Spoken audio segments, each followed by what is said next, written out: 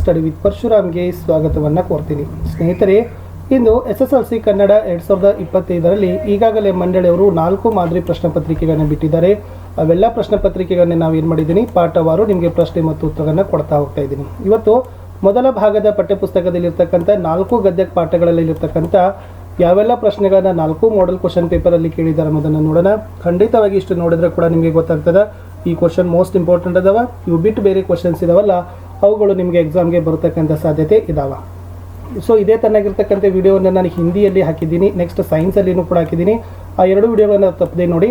Next SS ಇಂಗ್ಲೀಷ್ನಲ್ಲಿ ಕೂಡ ವಿಡಿಯೋಗಳನ್ನು ಲೈನಪ್ ಮಾಡ್ತಾರೆ, ಅವುಗಳನ್ನು ಸಹಿತ ನೋಡಿ ಅಂತ ಹೇಳ್ತಾ ವಿಡಿಯೋಗೊಂದು ಲೈಕ್, ನಿಮ್ಮ ಗೆಳೆಯರಿಗೊಂದು ಶೇರ್. ನೀವು ಫಸ್ಟ್ ಟೈಮ್ ವಾಚ್ ಮಾಡ್ತಿದ್ರೆ ಸಬ್ಸ್ಕ್ರೈಬ್ ಮಾಡೋದನ್ನು ಮಾತ್ರ ಮರೆಯದಿರಿ. ಸೊ ಮೊದಲ ಗದ್ಯ ಪಾಠ ನಮ್ಮ ಭಾಷೆ. ಸೊ ಫಸ್ಟ್ ಮಾಡೆಲ್ ಕ್ವಶನ್ ಪೇಪರಲ್ಲಿ 4 ಅಂಕದ ಪ್ರಶ್ನೆ ಕೇಳಿದ್ರು. ಭಾಷೆ ಸತ್ವಪೂರ್ಣವಾಗಿ ಹೇಗೆ ವಿಕಾಸಗೊಳ್ಳುತ್ತದೆ ವಿವರಿಸಿರಿ ಅಂತ ಕೇಳಿದ್ದಾರೆ. ಒಂದು ಭಾಷೆ ಸತ್ವಪೂರ್ಣವಾಗಿ ವಿಕಾಸವಾಗಬೇಕಾದರೆ ಅದನ್ನಾಡುವ ಜನ ಅಭಿಮಾನಧನರು, ಬುದ್ಧಿಶಾಲಿಗಳು, ಪ್ರಯೋಗಶೀಲರು ಆಗಿರಬೇಕು. ಉದಾಹರಣೆ, 4-5 ಶತಮಾನಗಳ ಹಿಂದೆ ಆಂಗ್ಲ ಭಾಷೆ ಯುರೋಪಿನ ಸಾಮಾನ್ಯ ಭಾಷೆಗಳಲ್ಲಿ ಒಂದಾಗಿತ್ತು.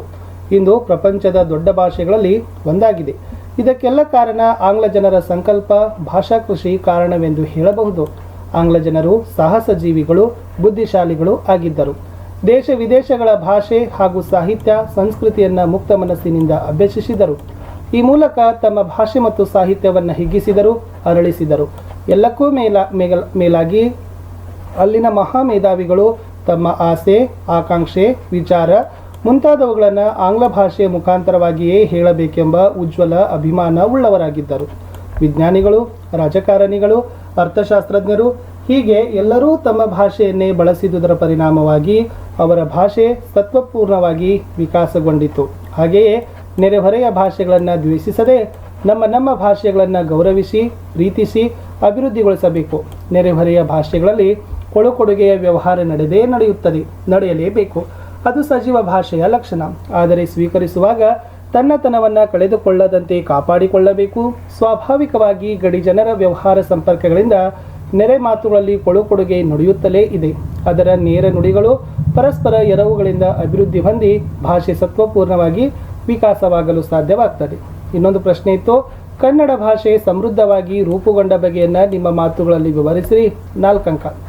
ಕನ್ನಡ ಭಾಷೆಗೆ ಪ್ರಾಚೀನ ಕಾಲದಿಂದಲೂ ಸಂಸ್ಕೃತ ಭಾಷೆಯ ಪೋಷಣೆ ದೊರೆಯುತ್ತಾ ಬಂದಿದೆ. ಕನ್ನಡದ ಪಂಡಿತರು ವೈದಿಕ ಹಾಗೂ ಧಾರ್ಮಿಕ ತತ್ವಗಳನ್ನು ಕನ್ನಡದಲ್ಲಿ ವಿವರಿಸಲು ಅಭಿಲಾಷೆಯಿಂದ ಕಾವ್ಯಗಳನ್ನು ರಚಿಸಿದರು. ಅನೇಕ ಕವಿಗಳು ಕನ್ನಡ ಅಭಿವೃದ್ಧಿ ಹೊಂದಬೇಕಾದರೆ ಕನ್ನಡ ಪದಗಳ ಬಳಕೆ ಹೆಚ್ಚಾಗಬೇಕೆಂದು ಸಾರಿದ್ದಾರೆ. ಅಂಥವರ ವಾಣಿಯಿಂದ ಕನ್ನಡದ ವೀಣೆ ಮೃದು ಮಧುರವಾಗಿ ಮಿಡಿಯಿತು. ಬಸವೇಶ್ವರ, ಅಲಮಪ್ರಭುಗಳಂಥ ಶರಣವರೆನ್ನರು, ಚಾಮರಸ, ಕುಮಾರವ್ಯಾಸರಂಥ ಕವಿಪುಂಗವರು, ಪುರಂದರದಾಸ, ಕನಕದಾಸರಂಥ ದಾಸಶ್ರೇಷ್ಠರು ಸುಲಭ ಮಾರ್ಗವನ್ನೇ ತುಳಿದರು. ತಮ್ಮ ಅನುಭವ ಸಾರವನ್ನು ಸುಲಭವೂ ಸುಂದರವೂ ಸಹಜವೂ ಆದ ಮಾತುಗಳಿಂದ ಹೃದಯ ಮುಟ್ಟುವಂತೆ ಅಭಿವ್ಯಕ್ತಪಡಿಸಿದರು. ಹೀಗೆ ಕನ್ನಡ ಭಾಷೆ ಹದಗೊಂಡುದರಿಂದ ಅದು ಸುಲಿದ ಬಾಳೆಯ ಹಣ್ಣಿನಂತೆ, ಸಿಗುರು ತೆಗೆದ ಕಬ್ಬಿನಂತೆ, ಉಷ್ಣ ಅಳಿದ ಹಾಲಿನಂತೆ ಸುಲಭವೂ ರುಚಿಯುಳ್ಳದ್ದೂ ಆಯಿತು. ಸಂಸ್ಕೃತ, ಪ್ರಾಕೃತ ಭಾಷೆಗಳಿಂದ ಅನೇಕ ಶಬ್ದಗಳನ್ನು ಕನ್ನಡ ತನ್ನಲ್ಲಿ ಅಳವಡಿಸಿಕೊಂಡಿದೆ. ಮಹಮ್ಮದಿಯರ ಆಳ್ವಿಕೆಯ ಅವಧಿಯಲ್ಲಿ ಪರ್ಷಿಯನ್ ಭಾಷೆಯಿಂದ ಅನೇಕ ಶಬ್ದಗಳು ಕನ್ನಡಕ್ಕೆ ಬಂದವು. ಅಸಂಖ್ಯಾತ ಇಂಗ್ಲಿಷ್ ಶಬ್ದಗಳು ಕನ್ನಡದ ಉಡುಪನ್ನು ಧರಿಸಿ ಒಳಗೆ ಬಂದು ಬಿಟ್ಟಿವೆ. ಸ್ವಾಭಾವಿಕವಾಗಿ ಗಡಿ ಜನರ ವ್ಯವಹಾರ ಸಂಪರ್ಕಗಳಿಂದ ನೆರೆ ಮಾತುಗಳಲ್ಲಿ ಕೊಡುಗೆ ನಡೆಯುತ್ತಲೇ ಇದೆ. ಇದರಿಂದ ಕನ್ನಡವು ಅದರ ನೇರ ನುಡಿಗಳು ಪರಸ್ಪರ ಎರವುಗಳಿಂದ ಅಭಿವೃದ್ಧಿ ಹೊಂದುತ್ತಲಿವೆ. ಜೊತೆಗೆ ಭಾಷೆಯಲ್ಲಿರುವ ಸಾಮಗ್ರಿಯನ್ನೇ ಪದಗಳನ್ನು ಬಳಸಿಕೊಂಡು ನುಡಿಕಟ್ಟುಗಳನ್ನಾಗಿ ಮಾಡಿಕೊಂಡು ಕನ್ನಡ ಭಾಷೆಯು ಸಮೃದ್ಧವಾಗಿ ರೂಪುಗೊಂಡಿದೆ ಅಂತಕ್ಕಂಥ ಅಂಶಗಳನ್ನು ಬರೆದ್ರೆ ಸಾಕು. ಇನ್ನು ಸೆಕೆಂಡ್ ಮಾಡೆಲ್ ಕ್ವಶನ್ ಪೇಪರಲ್ಲಿ ಕೇಳಿದರೆ ಕನ್ನಡಕ್ಕೆ ಪರ್ಷಿಯನ್ ಶಬ್ದಗಳು ಯಾವಾಗ ಬಂದವು? 1 ಮಾರ್ಕ್ ಕ್ವಶನ್. ಸೊ ಕನ್ನಡಕ್ಕೆ ಪರ್ಷಿಯನ್ ಶಬ್ದಗಳು ಮಹಮ್ಮದಿಯರ ಆಳ್ವಿಕೆಯ ಅವಧಿಯಲ್ಲಿ ಬಂದವು ಅಂತಕ್ಕದ್ದನ್ನು ಬರೀಬೇಕು. ಇನ್ನು 3 ಅಂಕಕ್ಕೆ ಸೊ ನಿಮಗೆ ಸಂದರ್ಭ ಕೇಳಿದ್ದಾರೆ. ತಕ್ಕುದೆ ಬೆರೆಸಲಿಕೆ ಘೃತಮಂ ತೈಲಮುಮಂ ಅಂತ ಇದೆ. ಸೊ ಫಸ್ಟ್ ಆಯ್ಕೆ ಬರೀಬೇಕು. ಈ ವಾಕ್ಯವನ್ನು ಎಂ ಮರಿಯಪ್ಪ ಭಟ್ಟರು ಬರೆದಿರುವ ಕನ್ನಡ ಸಂಸ್ಕೃತಿ ಎಂಬ ಪ್ರಬಂಧ ಸಂಕಲನದಿಂದ ಆಯ್ದ ನಮ್ಮ ಭಾಷೆ ಎಂಬ ಗದ್ಯಪಾಠದಿಂದ ಆರಿಸಲಾಗಿದೆ. ಸಂದರ್ಭ, ಕನ್ನಡಕ್ಕೆ ಬಹಳ ಪ್ರಾಚೀನ ಕಾಲದಿಂದಲೂ ಸಂಸ್ಕೃತದ ಪೋಷಣೆ ದೊರೆಯುತ್ತಾ ಬಂದಿದೆ. ವೈದಿಕ ಹಾಗೂ ಜೈನ ಧಾರ್ಮಿಕ ತತ್ವಗಳನ್ನು ಕನ್ನಡದಲ್ಲಿ ವಿವರಿಸಬೇಕೆಂಬ ಅಭಿಲಾಷೆಯಿಂದ ಅನೇಕ ಪಂಡಿತರು ಉತ್ತಮ ಕಾವ್ಯಗಳನ್ನು ರಚಿಸಿದರು. ಆದರೆ ಅವರಲ್ಲಿ ಅನೇಕರು ಕನ್ನಡವನ್ನು ಸಂಸ್ಕೃತಮಯವನ್ನಾಗಿ ಮಾಡಿಬಿಟ್ಟರು. ಇಂಥ ಪರಿಸ್ಥಿತಿಯನ್ನು ಗಮನಿಸಿ 12ನೇ ಶತಮಾನದ ನಯಸೇನ ಕವಿ ತಕ್ಕುದೇ ಬೆರಸಂ ಧೃತಮುಮುಂ ತೈಲಮುಂ ಅಂದರೆ ಎಣ್ಣೆ ತುಪ್ಪದ ಮಿಶ್ರಣ ಮಾಡುವುದು ಯೋಗ್ಯವಾದುದಲ್ಲ, ನಮಗೆ ತುಪ್ಪವೂ ಬೇಕು, ಎಣ್ಣೆಯೂ ಬೇಕು, ಸಂಸ್ಕೃತವೂ ಬೇಕು, ಕನ್ನಡವೂ ಬೇಕು, ಆದರೆ ಎಣ್ಣೆ ತುಪ್ಪದ ಅಸ್ವಾದು ಮಿಶ್ರಣ ಬೇಡ ಎಂಬುದು ನಯಸೇನನ ಅಭಿಮತವನ್ನು ಲೇಖಕರು ಹೇಳಿದ ಸಂದರ್ಭವಾಗಿದೆ.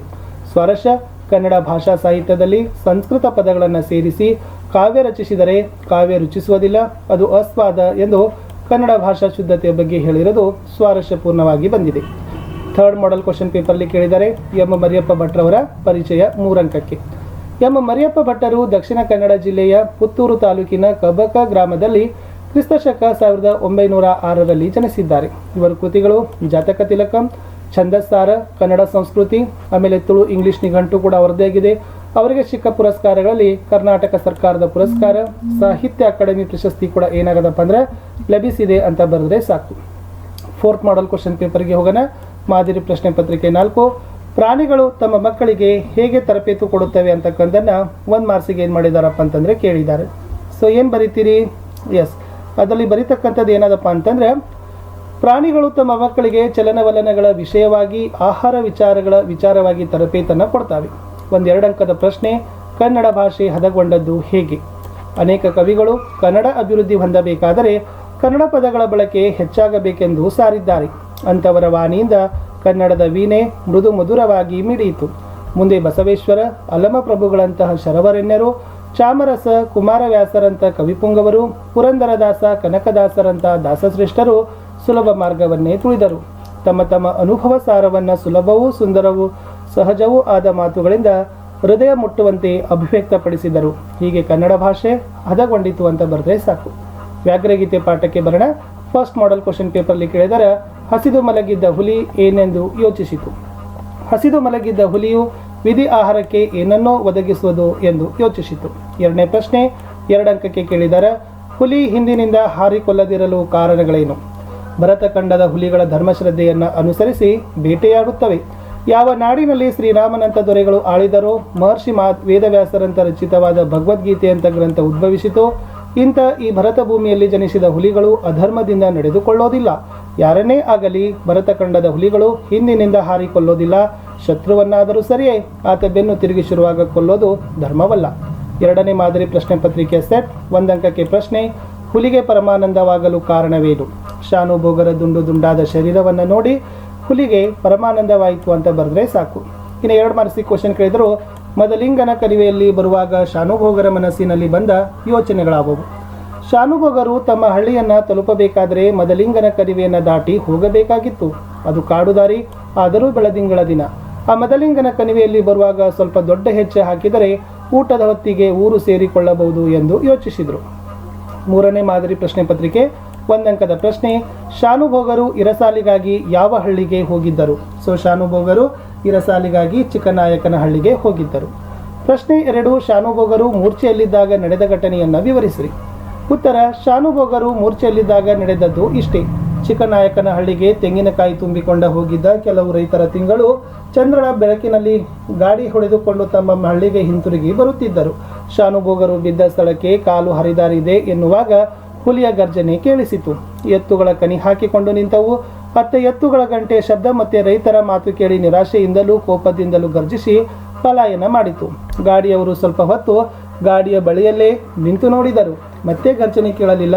ಅನಂತರ ಅವರು ತಮ್ಮಲ್ಲಿದ್ದ ಕೋವಿಯಿಂದ 1-2 ತೋಟ ಹಾರಿಸಿ ಕೈಲಾದಷ್ಟು ಗಲಭೆ ಮಾಡುತ್ತಾ ತೆಂಗಿನ ಗರಿಯ ಪಂಜು ಹೊತ್ತಿಸಿಕೊಂಡು ಮೂರ್ಛೆಯಲ್ಲಿ ಬಿದ್ದಿದ್ದ ಶಾನುಭೋಗರನ್ನು ಕಂಡು ಮುಖದ ಮೇಲೆ ನೀರೆರಚಿ ಎಚ್ಚರಿಸಿದರು ಅಂತ ಬರೆದ್ರೆ ಸಾಕು. 4ನೇ ಮಾದರಿ ಪ್ರಶ್ನೆ ಪತ್ರಿಕೆ, ಶಾನುಭೋಗರು ಚಿಕ್ಕನಾಯಕನಹಳ್ಳಿಗೆ ಏಕೆ ಹೋಗಿದ್ದರು? ಶಾನುಭೋಗರು 1 ಬಾರಿ ಇರಸಾಲಿಗಾಗಿ ಚಿಕ್ಕನಾಯಕನಹಳ್ಳಿಗೆ ಹೋಗಿದ್ದರು.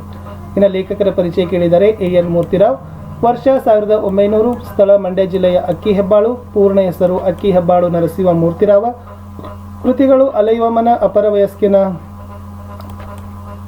ಹಗಲುಗನಸುಗಳು, ಅಮೆರಿಕ ಯಾತ್ರೆ, ಮಿನುಗು ಮಿಂಚು ಅಂತ ಇದೆ. ಸೊ ಪ್ರಶಸ್ತಿಗಳು ಸಿಕ್ಕಿದ್ದು ಇವರಿಗೆ ಕೇಂದ್ರ ಸಾಹಿತ್ಯ ಅಕಾಡೆಮಿ ಪ್ರಶಸ್ತಿ ಸಿಕ್ಕದ, ಪಂಪ ಪ್ರಶಸ್ತಿ ಸಿಕ್ಕದ, 56ನೇ ಅಖಿಲ ಭಾರತ ಕನ್ನಡ ಸಾಹಿತ್ಯ ಸಮ್ಮೇಳನದ ಅಧ್ಯಕ್ಷರು ಆಗಿದ್ದರು. 3ನೇ ಪಾಠ ಭಾಗ್ಯಶಿಲ್ಪಿಗಳು. ಮಾದರಿ ಪ್ರಶ್ನೆ ಪತ್ರಿಕೆ 1, ವಿಶ್ವೇಶ್ವರಯ್ಯ ಅವರನ್ನು ದಿವಾನರನ್ನಾಗಿ ನೇಮಿಸಿದವರು ಯಾರು? ಸೊ ನಾಲ್ವಡಿ ಕೃಷ್ಣರಾಜ ಒಡೆಯರು ವಿಶ್ವೇಶ್ವರಯ್ಯ ಅವರನ್ನು ದಿವಾನರನ್ನಾಗಿ ನೇಮಿಸಿದರು. 3 ಅಂಕಕ್ಕೆ ಸಂದರ್ಭ ಸಹಿತ ಸ್ವಾರಸ್ಯ, ಶಿಕ್ಷಣಕ್ಕಾಗಿ ಶಿಕ್ಷಣವಿರಬೇಕು. ಸೊ ಫಸ್ಟ್ ಆಯ್ಕೆ ಬರೀಬೇಕು. ಇದು ಡಾಕ್ಟರ್ DS ಜಯಪ್ಪಗೌಡ ಅವರು ಬರೆದಿರುವ ಭಾಗ್ಯಶಿಲ್ಪಿಗಳು ಅಂತಕ್ಕಂಥ ಪಾಠದಿಂದ ಆರಿಸಲಾಗಿದೆ. ಸೊ ಇಲ್ಲಿ ಶಿಕ್ಷಣ ಕ್ಷೇತ್ರಕ್ಕೆ ವಿಶ್ವೇಶ್ವರವರ ಕೊಡುಗೆಗಳನ್ನು ಹೇಳುವಾಗ ಲೇಖಕರು ಈ ಮಾತನ್ನು ಹೇಳಿದ್ದಾರೆ. ಸೊ ಶಿಕ್ಷಣದ ಬಗ್ಗೆ ವಿಶ್ವೇಶ್ವರವರು ಆಧುನಿಕ ಶಿಕ್ಷಣವೇ ಎಲ್ಲ ಸಮಸ್ಯೆಗಳಿಗೆ ಪರಮೋಚ್ಚ ಪರಿಹಾರ, ಶಿಕ್ಷಣ ಸಂಜೀವಿನಿ ಎಂಬುದನ್ನು ಅರಿತಿದ್ದ ಅವರು ಶಿಕ್ಷಣಕ್ಕಾಗಿ ಶಿಕ್ಷಣವಿರಬೇಕು, ಅದು ಕೆಲವೇ ಜನರ ಸೊತ್ತಾಗದೆ ಪ್ರಗತಿಪರ ರಾಜ್ಯದಲ್ಲಿ ಎಲ್ಲರ ಅಜನ್ಮಸಿದ್ಧ ಹಕ್ಕಾಗಬೇಕು ಅಂತ ಹೇಳಿದರು ಅಂತಕ್ಕಂಥ ಬರೆಯುವ ಸಂದರ್ಭದಲ್ಲಿ ಹೇಳಿದರು. ಶಿಕ್ಷಣದ ಮೇಲಿನ ಅಪಾರ ಪ್ರೀತಿ ಮಮತೆ ಈ ಮಾತಿನಲ್ಲಿ ವ್ಯಕ್ತವಾಗಿದೆ ಅಂತ ಬರೀರಿ. ನೆಕ್ಸ್ಟ್ ಸೆಕೆಂಡ್ ಮಾಡಲಲ್ಲಿ ಕೇಳಿದ್ದಾರೆ, ಬ್ರಿಟಿಷ್ ಸರ್ಕಾರ ವಿಶ್ವೇಶ್ವರಯ್ಯ ಅವರಿಗೆ ಯಾವ ಪದವಿ ನೀಡಿ ಗೌರವಿಸಿತು? ಸರ್ ಪದವಿ ನೀಡಿ ಗೌರವಿಸಿತು. ಇನ್ನು 2 ಮಾರ್ಕ್ಸ್ಗೆ ನಲ್ವಡಿ ಕೃಷ್ಣರಾಜ ಒಡೆಯರ ಕಾಲದಲ್ಲಿ ಯಾವ ಯಾವ ಕ್ಷೇತ್ರಗಳು ಸ್ವಯಂ ಆಡಳಿತ ಕ್ಷೇತ್ರಗಳಾದವು? ಅದು ಗ್ರಾಮ ನಿರ್ಮಲೀಕರಣ, ವೈದ್ಯ ಸಹಾಯ, ವಿದ್ಯಾಪ್ರಚಾರ, ನೀರಿನ ಸೌಲಭ್ಯ ಮತ್ತು ಪ್ರಯಾಣದ ಸೌಲಭ್ಯ. ಇನ್ನು 3ನೇ ಮಾಡಲಲ್ಲಿ ಕೇಳಿದರೆ ಕೈಗಾರೀಕರಣ ಇಲ್ಲವೇ ಅವನತಿ ಅಂತಕ್ಕದ್ದನ್ನು ಸಂದರ್ಭ ಸಹಿತ 3 ಅಂಕಕ್ಕೆ ಕೇಳಿದರು. ಸೊ ವಿಶ್ವೇಶ್ವರಯ್ಯವರು ಕೈಗಾರಿಕಾ ಕ್ಷೇತ್ರಕ್ಕೆ ಕೊಡಗಿರ್ತಕ್ಕಂಥ ಕೊಡುಗೆಗಳನ್ನು ಹೇಳುವಾಗ ಈ ಮಾತು ಬಂದಿದೆ. ಓಕೆನಾ? ವಿಶ್ವೇಶ್ವರಯ್ಯ ಅವರು ಕೈಗಾರಿಕೆಗೆ ಅಗ್ರ ಪ್ರಾಶಸ್ತ್ಯ ಕೊಟ್ಟಿದ್ದರು. ಅದಕ್ಕಾಗಿ ಅವರು ಕೈಗಾರಿಕೆ ಇಲ್ಲವೇ ಅವನತಿ ಅಂತ ಘೋಷಣೆ ಮಾಡಿದರು. ಅವರ ಕಾಲದಲ್ಲಿ ಭದ್ರಾವತಿಯ ಕಬ್ಬಿಣ ಮತ್ತು ಉಕ್ಕು ಕಾರ್ಖಾನೆ, ಹಂಚಿನ ಕಾರ್ಖಾನೆ, ಮೊಳೆ ಮತ್ತು ಗೊಬ್ಬರ ತಯಾರಿಕಾ ಸ್ಥಾವರ, ಸಕ್ಕರೆ ಕಾರ್ಖಾನೆ, ಔಷಧ ತಯಾರಿಕಾ ಘಟಕ, ಗಂಧದ ಎಣ್ಣೆ, ಬೆಂಕಿ ಕಡ್ಡಿ, ಕಾಗದದ ಕಾರ್ಖಾನೆಗಳು ಸ್ಥಾಪನೆಯಾಗಿದ್ದವು ಅಂತಕ್ಕದ್ದನ್ನು ನೀವು ಏನು ಮಾಡಬೇಕಿತ್ತು? ಬರೀಬೇಕಿತ್ತು. ಇನ್ನು 4 ಮಾರ್ಕ್ಸ್ ಕ್ವಶನಲ್ಲಿ ಕೇಳಿದರೆ ನಾಲ್ವಡಿ ಕೃಷ್ಣರಾಜ ಒಡೆಯರು ಮಾದರಿ ಮೈಸೂರು ರಾಜ್ಯದ ನಿರ್ಮಾಣಕ್ಕಾಗಿ ಶ್ರಮಿಸಿದ ಬಗೆಯನ್ನು ಕೇಳಿದ್ದಾರೆ ಅಂತ ಕೇಳಿದ್ದಾರೆ. Very simple. So Nalvadi Krishnaraja ಒಡೆಯರು ಇವರನ್ನು ದಿವಾನರನ್ನಾಗಿ ನೇಮಿಸಿದರು. ಸೊ ಇವರು ಕೆ ಶೇಷಾದ್ರಿ ಅಯ್ಯರ್ ಅವರ ಜೊತೆಗೂಡಿ ಏನು ಮಾಡಿದ್ರಪ್ಪ ಅಂದ್ರೆ ಮೈಸೂರು ರಾಜ್ಯದ ಸರ್ವತೋಮುಖ ಅಭಿವೃದ್ಧಿಗೆ ಕಂಕಣಬದ್ಧರಾದರು. 1923ರಲ್ಲಿ ಪ್ರಜಾಪ್ರತಿನಿಧಿ ಸಭೆಯನ್ನು ಸ್ಥಾಪಿಸ್ತಾರೆ. 1907ರಲ್ಲಿ ನ್ಯಾಯ ವಿಧಾಯಕ ಸಭೆ ಸ್ಥಾಪಿಸ್ತಾರೆ. ಸೊ ಮುಖ್ಯವಾಗಿ ಇವರು ಏನು ಮಾಡ್ತಾರಪ್ಪ ಅಂದ್ರೆ ಗ್ರಾಮ ನಿರ್ಮಲೀಕರಣ, ವೈದ್ಯ ಸಹಾಯ, ವಿದ್ಯಾಪ್ರಚಾರ, ನೀರಿನ ಸೌಕರ್ಯ ಮತ್ತು ಪ್ರಯಾಣ ಸೌಲಭ್ಯ ಇವರ ಸ್ವಯಂ ಆಡಳಿತ ಕ್ಷೇತ್ರಗಳಾಗಿತ್ತು. ಸಾಹಿತ್ಯ, ಸಂಗೀತ, ವಾಸ್ತುಶಿಲ್ಪ ಅಭಿವೃದ್ಧಿಗೆ ಒತ್ತನ್ನು ಕೊಡ್ತಾರೆ. ಮೊಟ್ಟ ಮೊದಲ ವಿಶ್ವವಿದ್ಯಾನಿಲಯವಾದ ಮೈಸೂರು ವಿಶ್ವವಿದ್ಯಾನಿಲಯವನ್ನು ಕಟ್ತಾರೆ. ಬೆಂಗಳೂರಿನಲ್ಲಿ ಕನ್ನಡ ಸಾಹಿತ್ಯ ಪರಿಷತ್ತು, ಮೈಸೂರು ಬ್ಯಾಂಕ್ ಸ್ಥಾಪನೆಯನ್ನು ಸಹಿತ ಮಾಡ್ತಾರೆ. ಉಚಿತ ಆಸ್ಪತ್ರೆಗಳು ಕಾರ್ಯಾರಂಭ ಮಾಡ್ತವೆ. 1906ರಲ್ಲಿ ಸಹಕಾರ ಸಂಘಗಳನ್ನು ಸ್ಥಾಪಿಸ್ತಾರೆ. ರೈಲು ಯೋಜನೆಗಳನ್ನು ಜಾರಿಗೆ ತರ್ತಾರೆ. ಶಿವನ ಸಮುದ್ರ ಜಲ ವಿದ್ಯುತ್ ಯೋಜನೆ, ವಾಣಿ ವಿಲಾಸ್ ಸಾಗರ ಅಣೆಕಟ್ಟು, ಕನ್ನಂಬಾಡಿ ಕೃಷ್ಣರಾಜ ಸಾಗರ ಅಣೆಕಟ್ಟು ನಿರ್ಮಾಣ ಮಾಡ್ತಾರೆ. ಪ್ರಾಥಮಿಕ ಮತ್ತು ಮಾಧ್ಯಮಿಕವನ್ನು ಉಚಿತ ಮತ್ತು ಕಡ್ಡಾಯ ಶಿಕ್ಷಣ ಕೊಡ್ತಾರೆ. ಈ ತನ್ನಾಗಿರ್ತಕ್ಕಂಥವ್ರು ಏನು ಮಾಡಿದ್ರು? ಮಾದರಿ ಮೈಸೂರು ರಾಜ್ಯವನ್ನಾಗಿ ಕನಸನ್ನು ಕಂಡಿದ್ರು ಅಂತಕ್ಕದ್ದನ್ನು ನೀವು ಬರೀಬೇಕು. ಮುಂದಿನ ಪ್ರಶ್ನೆ, ಮೈಸೂರು ಮಾದರಿ ರಾಜ್ಯ ಎಂಬ ಹೊಸ ಆಡಳಿತ ಮಾದರಿ ರೂಪುಗೊಳ್ಳಲು ವಿಶ್ವೇಶ್ವರಯ್ಯನವರ ಕೊಡುಗೆಗಳನ್ನು ವಿವರಿಸ್ರಿ ಅಂತ ಕೇಳಿದ್ದಾರೆ. ಸೊ ಮುಖ್ಯವಾಗಿ ಮೈಸೂರು ಸಂಸ್ಥಾನದ ಮಹಾರಾಜರಾಗಿದ್ದ ನಲ್ವಡಿ ಕೃಷ್ಣರಾಜ ಒಡೆಯರ ಕಾಲದಲ್ಲಿ ವಿಶ್ವೇಶ್ವರಯ್ಯ ಅವರು ದಿವಾನರನ್ನಾಗಿ ನೇಮಿಸಿದ್ರು. ಸೊ ಇವರು ಆಡಳಿತದಲ್ಲಿ ಹೊಸ ಮಾದರಿಯನ್ನು ಅನುಷ್ಠಾನಗೊಳಿಸಿ ಕಚೇರಿ ಕೆಲಸ ಕಾರ್ಯಗಳಲ್ಲಿ ಸುಧಾರಣೆಯನ್ನು ತರ್ತಾರೆ. ದಕ್ಷತೆ ಪ್ರಾಮಾಣಿಕತೆಗೆ ಒತ್ತನ್ನು ಕೊಡ್ತಾರೆ. ನ್ಯಾಯಾಂಗ ಮತ್ತು ಕಾರ್ಯಾಂಗದ ಅಧಿಕಾರ ಪ್ರತ್ಯೇಕ ಮಾಡ್ತಾರೆ. ಶಿಕ್ಷಣದ ಕುರಿತು ವಿವಿಧ ಯೋಜನೆಗಳನ್ನು ರೂಪಿಸ್ತಾರೆ. 1913ರಲ್ಲಿ ಪ್ರಾಥಮಿಕ ಶಿಕ್ಷಣದ ನಿಬಂಧನೆಗಳನ್ನು ಜಾರಿಗೆ ತರ್ತಾರೆ. ಮೈಸೂರು ಸಂಸ್ಥಾನವೇ ಪ್ರತ್ಯೇಕವಾದ ಪ್ರೌಢ ಶಿಕ್ಷಣದ ಅಂತಿಮ ಪರೀಕ್ಷೆ ನಡೆಸುವ ಯೋಜನೆ ರೂಪಿಸ್ತಾರೆ. ಮೈಸೂರು ವಿಶ್ವವಿದ್ಯಾನಿಲಯ ಸ್ಥಾಪನೆ.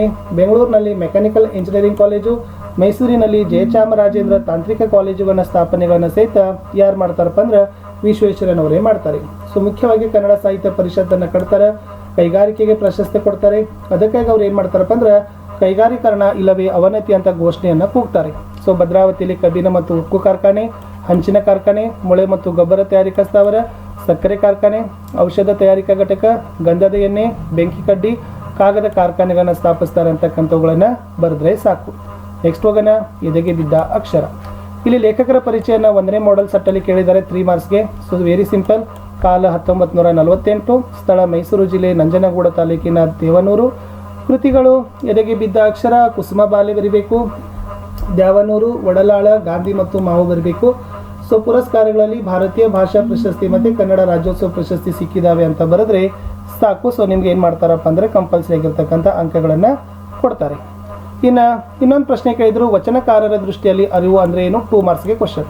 ಸೊ ವಚನಕಾರರ ದೃಷ್ಟಿಯಲ್ಲಿ ಅರಿವು ಎಂದರೆ ತನ್ನಷ್ಟಕ್ಕೆ ತಾನು ಇರುವ ಕೇವಲ ತಿಳುವಳಿಕೆ, ಜ್ಞಾನ ಮಾತ್ರ ಅಲ್ಲ. ಅದು ಕ್ರಿಯೆಯ ಅನುಭವದಿಂದ ಮೂಡಿ ಬರುವುದು. ಅದು ಕೇಳಿ ತಿಳಿದದ್ದಲ್ಲ, ಕ್ರಿಯೆಯಲ್ಲಿ ಮೂಡಿದ ತಿಳುವಳಿಕೆ. ಅದು ತರ್ಕವಲ್ಲ, ನಡೆಯಿಂದ ನುಡಿ ಹುಟ್ಟಿದರೆ ಅದು ಅರಿವು. ಎಂದು ಹೇಳಲಾಗಿದೆ ಅಂತ ಕೇಳಿದ್ದಾರೆ. ಒಂದು ವಾಕ್ಯ ಕೊಟ್ಟಿದ್ರು, ನಿನಗೊಂದು ಗುಡಿ ಮನೆ ಕಟ್ತಾ ಇದ್ದೀವಿ ಅಂತ ಸಂದರ್ಭ ಸ್ವಾರಸ್ಯ 3 ಮಾರ್ಕ್ಸಿಗೆ ಕೇಳಿದ್ದಾರೆ. ಇದು ದೇವನೂರು ಮಹಾದೇವ್ ಅವರ ಎದೆಗೆ ಬಿದ್ದಾಕ್ಷರ ಎಂಬ ಗದ್ಯ ಪಾಠದಿಂದ ಆಗಿದೆ. ಏನಾಗ್ತದೆ ನೋಡಿ, ಸಂದರ್ಭ ಏನದಂದ್ರೆ, ಚಾವಡಿ ಮಟ್ಟಕ್ಕೆ ಬಂದಾಗ ಅಲ್ಲಿದ್ದ ಒಬ್ಬರ ಮೇಲೆ ಗ್ರಾಮ ದೇವತೆ ಮಂಚಮ್ಮ ಆವಾಹಿಸಿಕೊಂಡು ನಿಲ್ಲಿ ನನ್ನ ಮಕ್ಕಳ ಎಂದು ಅಬ್ಬರ ಮಾಡ್ತಾಳೆ. ಆ ಅಬ್ಬರಕ್ಕೆ ಜನ ತಮ್ಮ ಕೆಲಸ ನಿಲ್ಲಿಸಿ ಕಕ್ಕಾಬಿದ್ದಿಯಾಗಿ ನೋಡ್ತಾರೆ.